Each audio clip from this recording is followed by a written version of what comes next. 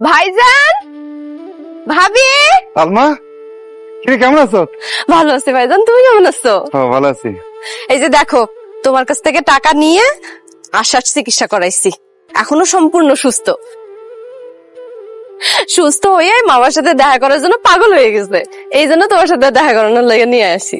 আলহামদুলিল্লাহ, আমার মা সুস্থ হয়ে গেছে। আল্লাহর কাছে লাগছে। তুই এ বাড়িতে আসিস কেন? এটা কেমন কথা কও ভাবি? আমার বাপের বাড়িতে আমি আসুম না? এটা তোর বাপের বাড়ি আসিল, এখন আর এটা তোর বাপের বাড়ি না। তুই এই বাড়ির কেউ না। কেন ভাবি? আমি এই বাড়ির কেউ না কেন? কারণ তুই তোর ভাইয়ের কাছ থেকে সমস্ত সম্পত্তির ভাগ নিয়ে গেছোস। সম্পত্তির ভাগ যখন নিয়ে গেছোস, এই বাড়িতে আর তোর কোনো অধিকার নাই। তোর যত হক ছিল, যত অধিকার ছিল, সম্পত্তির ভাগ নেওয়ার সাথে সাথে সব শেষ।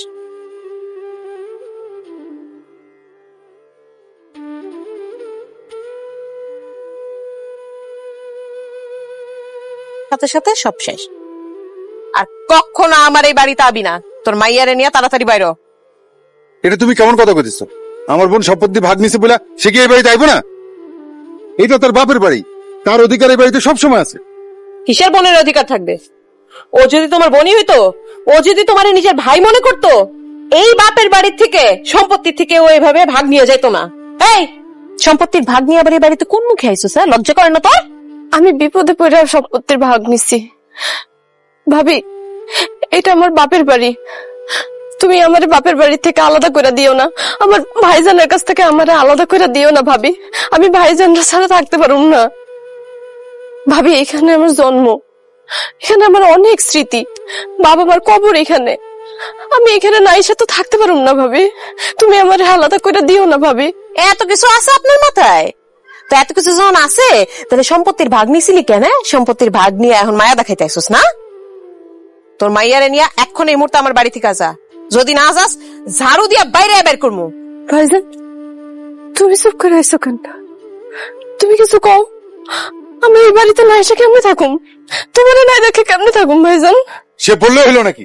এটা তোর বাপের বাড়ি, তো যখন খুশি তুই এই বাড়িতে থাকবি, আসবি।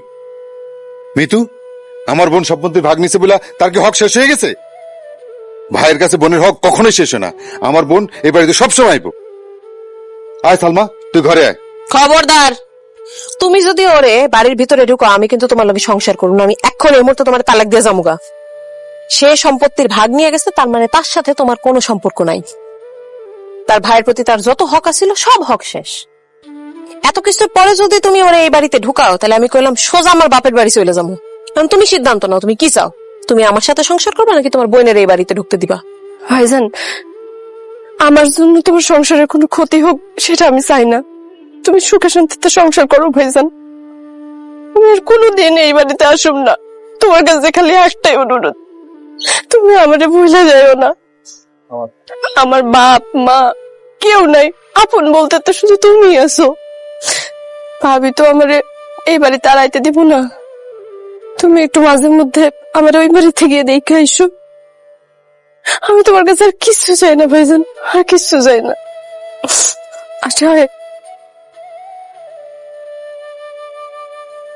সালমা, আমার কথা শুনে যা বোন।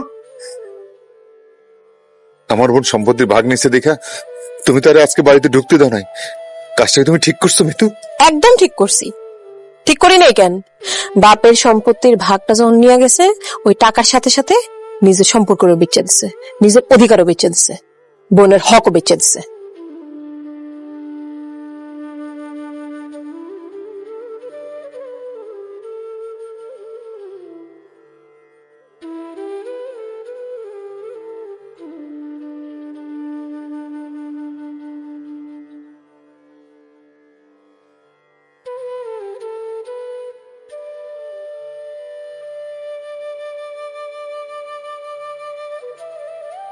আরে ভাইজান, ভাবি, আসেন আসেন, ভিতরে আসেন। না না, ঘরে যাবো না। মিতু কই? আছে তো। মিতু, মিতু দেখো কে আসছে। ভাইজান আসছে, ভাবি আসছে। ভাই ভাবি আসছো তোমরা? যাক, ভালো হয়েছে তোমরা আজকে আইসো দেখা আর গেলাম না, নাইলে বিকালে তোমার বাড়িতে যেতাম। ভাইজান, সেদিন যে তোমারে কইলাম আব্বার সয় সম্পত্তি ভাগ করতে হইব, তো ওই ব্যাপারে কি সিদ্ধান্ত নিলা? সিদ্ধান্ত নেই আর কি আছে, বাপের সম্পত্তির ভাগ তো তুই পাবি। ভাবছিলাম বিদেশে গিয়া টাকা পয়সা ইনকাম করে তারপরে তোর ভাগটা বুঝাই দেবে, কিন্তু তোর যেহেতু এখনই লাগবো, কি আর করার, তাই তোরে তোর হিসাবটা বুঝাই দিতে এলাম। যাক, এটা বুদ্ধিমানে একটা কাম করছো ভাইজান। এগুলি কিন্তু কই সকাল থেকে আমার ডাইনারটা চুলকাইতেছে কেন? দাও টাকাটি দাও।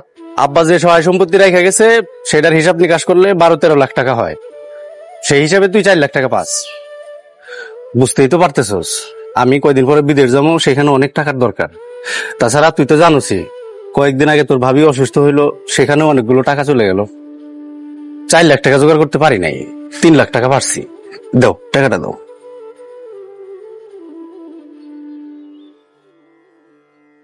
বোন, 4 লাখ টাকার মধ্যে এখানে 3 লাখ টাকা আছে, এটা রাখ, আর 1 লাখ টাকা তুই আমার মাফ করে দেবেন। ভাইজান, আপনি বড় ভাই, আপনি মাপ চাইবেন কেন? আপনি খুশি হয়ে যা দিচ্ছেন তাতে আমরা খুশি, আমার আর কোনো দাবি দেওয়া নাই। তুমি চুপ করো। দাবি দেওয়া নেই কইতে এসছে, আমার আছে। শোনো ভাইজান, তুমি নিজের মুখে কইলা 4 লাখ টাকা, কারণ আমি যদি জমি মাপতে যাই দেখা যাবে আমি 5-6 লাখ টাকার বেশি পাবো। তুমি বড় ভাই, তুমি কইছো 4 লাখ টাকা, ভালো কথা। 4 লাখ টাকা তো পুরোটা দিতে হইব, আমি তো 1 টাকাও কম নিব না। এটা তোমার কেমন বই? 1 লাখ টাকা কম নিতে চাইতেছে না? শোন, তোর 1 লাখ টাকা কম নেওয়া লাগবো না। আমার জামাই যখন বিদেশ যাবো, বিদেশ দেওয়া যখন টাকা পাঠাইবো, তখন আমি নিজেই তোর 1 লাখ টাকা দিয়ে যাবো। ভাবি, এইসব কথা না আমি খুব ভালো বুঝি।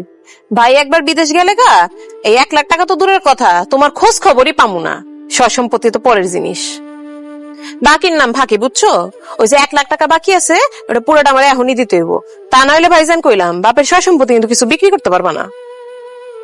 মিতু, সে তোমার আপন ভাই, তোমার রক্ত। ভাইজান যা দিছে তাতে আমাদের সন্তুষ্ট থাকা উচিত। তুমি কিন্তু বেশি বাড়াবাড়ি করতেছ। এটা আমাগো ভাই বোনের ব্যাপার, এর মধ্যে তুমি কোনো কথা কইবা না। কি হলো ভাইজান, খারাপ আছো কেন? দাও বাকি 1 লাখ টাকা দাও।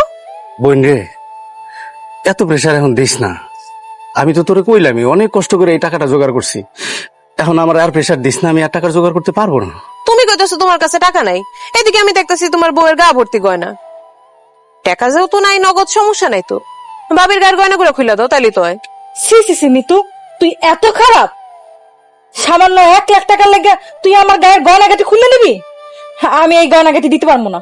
ঠিক আছে, দিও না, ভালো কথা। আমিও তাহলে তোমাকে সয় সম্পত্তি বিক্রি করতে দিব না আমার বাপের, আমি সুন্দর মতো কেস করে দেবো, তখন কি করবা? না না, তুই মামলার কথা কইস না। তুই বোন হয়ে যদি ভাইয়ের নামে মামলা করস, তাহলে এলাকার মানুষ সিসি করবো, আব্বার মানিজ্জত কিছু থাকবো না। দাও গয়নাগুলো খুলে দাও। না না, আমি এই গয়না দিতে পারবো না। তুমি ভালো করেই জানো আমার বাপ মা বিয়ার সময় আমার এই গয়না দিছে, এইগুলো আমার অনেক শখের গয়না, আমি এগুলো দিতে পারবো না। বউ, আমি তোমার কই, আমি বিদেশে গিয়ে টাকা পয়সা ইনকাম করে আমি তোমার এর চেয়ে সুন্দর সুন্দর গয়না কিনে দেবো, কিন্তু এখন তুমি আমার এই অপমানের হাত থেকে বাঁচাও। প্লিজ তুমি গয়নাগুলো খুলে দাও।